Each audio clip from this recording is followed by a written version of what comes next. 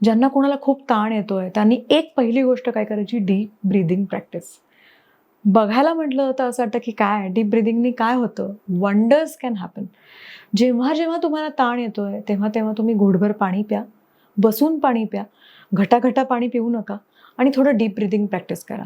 जेवढी तुम्ही deep ब्रीदिंगची practice कराल तेवढं तुमचं स्ट्रेस हॉर्मोन्स कमी व्हायला मदत होईल. त्याचबरोबरीने माझ्याकडे एक सोपा उपाय आहे तुम्हाला जेव्हा जेव्हा स्ट्रेस लेवल हाय येतात त्याच्यासाठीचा. त्यामुळे एक साधारणपणे कलर थेरपी आपण म्हणतो. तर कलर थेरपी आहारातून करायची. जेवढे आपण कलरफुल फ्रुट्स खाऊ, जेवढे आपण कलरफुल व्हेजिटेबल्स खाऊ, तेवढे आपल्याला अँटीऑक्सिडंट जास्त मिळतात. जेव्हा जेव्हा ताण येतो, तेव्हा तेव्हा शरीरामध्ये ऑक्सिडेशन होते. ते ऑक्सिडेशन कमी करण्यासाठी हे अँटीऑक्सिडंट्स मदत करतील. So add lot of colours, natural colours. Colour घातलेले हो, पदार्थ हो. नाही खायचे. पण आपल्याकडे डाळिंब आहे किंवा बेरीज आहेत.